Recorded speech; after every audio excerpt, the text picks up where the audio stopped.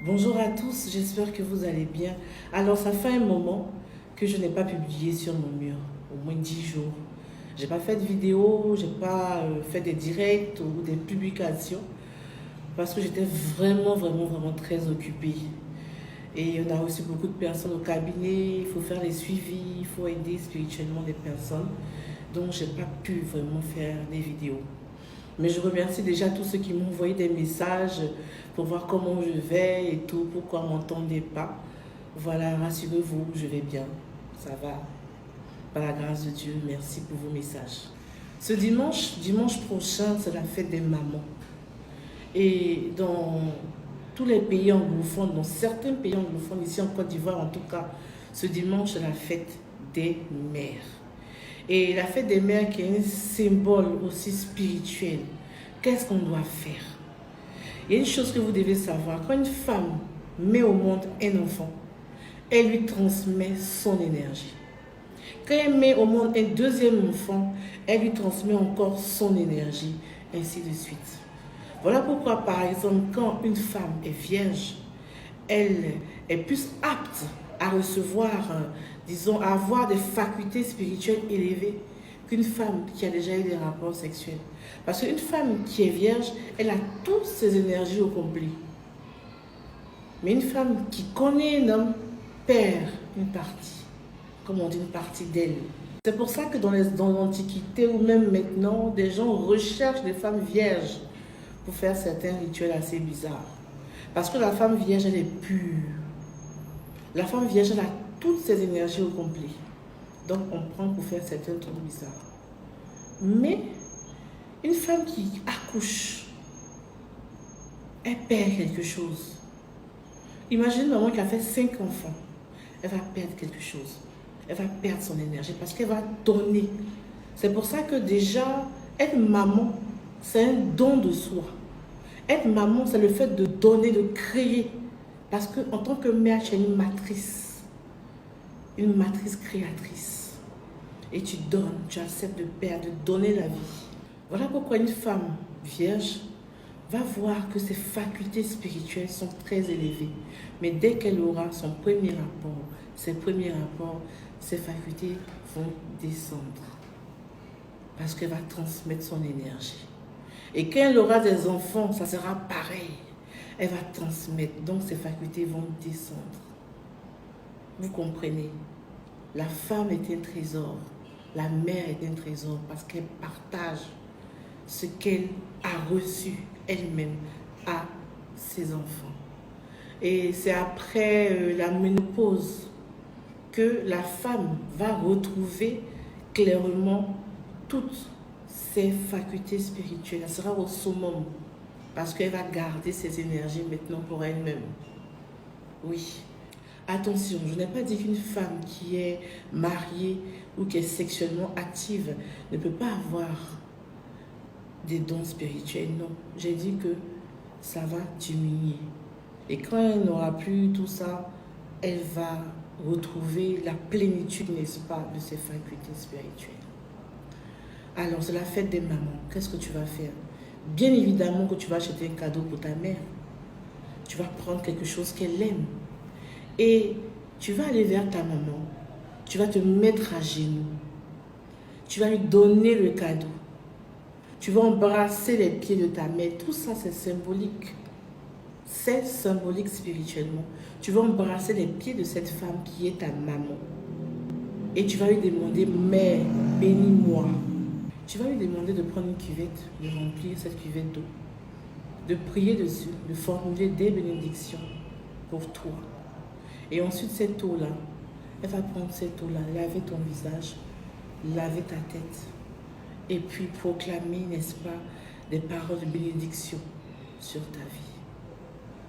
Qu'est-ce que tu vas faire? Maintenant, il y a des personnes qui vont dire, mais moi et ma mère, on ne s'entend pas. Moi et ma mère, elle ne m'aime pas du tout.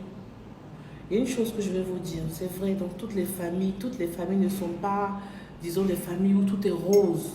Il y a des problèmes dans chaque famille. Mais la mère reste la mère parce que non seulement elle t'a porté pendant 9 mois, non seulement son énergie est encore en toi, tu ne peux pas l'enlever. Tu vas monter, tu vas descendre, tu ne peux jamais l'enlever.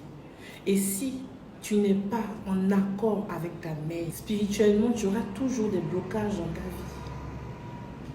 Parce que, comme on dit, la mère, le père, le féminin sacré, le masculin sacré, c'est en nous en fait.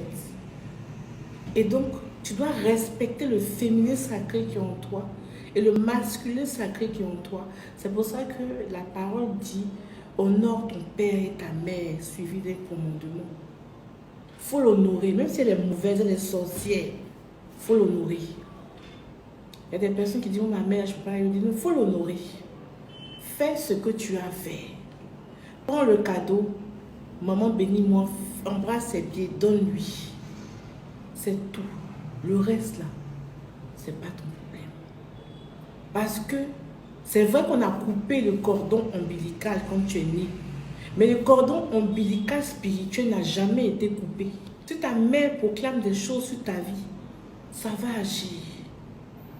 Que ça soit bénédiction ou malédiction, parce que elle a ton numéro de téléphone spirituel. Tu es connecté à elle 24 heures sur 24, 7 jours sur 7. Parce qu'on ne vous dit pas ça. Elle n'a pas besoin de prendre son téléphone et puis dire, va t'appeler pour que tu puisses réagir. Les mamans ne savent même pas le pouvoir qu'elles ont en tant que mère. Tu es connecté à ton enfant tout le temps. Elle peut communiquer avec toi. Même si tu es en Australie, même si tu es en Islande, et ta maman est dans un village ici, à la côte derrière, là-bas, elle peut communiquer avec toi. Elle a cette force-là. Dieu lui a donné cette capacité de le faire. C'est spirituel. Donc même si ta mère t'a maudit, si ta mère est la plus grande sorcière du village, même si tu as trop mal, elle t'a fait du mal, elle t'a abandonné, elle t'a laissé ici, je ne sais pas, tout ce qui est terrible, même on ne peut même pas imaginer. Cette fête des mères ce dimanche-là, achète un petit présent, va lui donner. Maman, il faut me bénir. Maintenant, si ce n'est pas elle qui t'a élevé, il y a des blessures intérieures, nous tous on a vécu ce genre de choses, tu peux aussi le faire. Mais cette mère qui t'a élevé, qui n'est pas ta mère qui t'a mise au monde, est aussi symboliquement ta maman.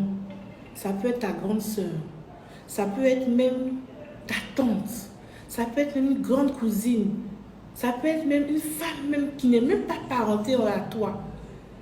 Si Dieu a permis que cette femme-là est ta mère, s'occuper de toi, il faudra aussi faire ce geste-là dans sa vie.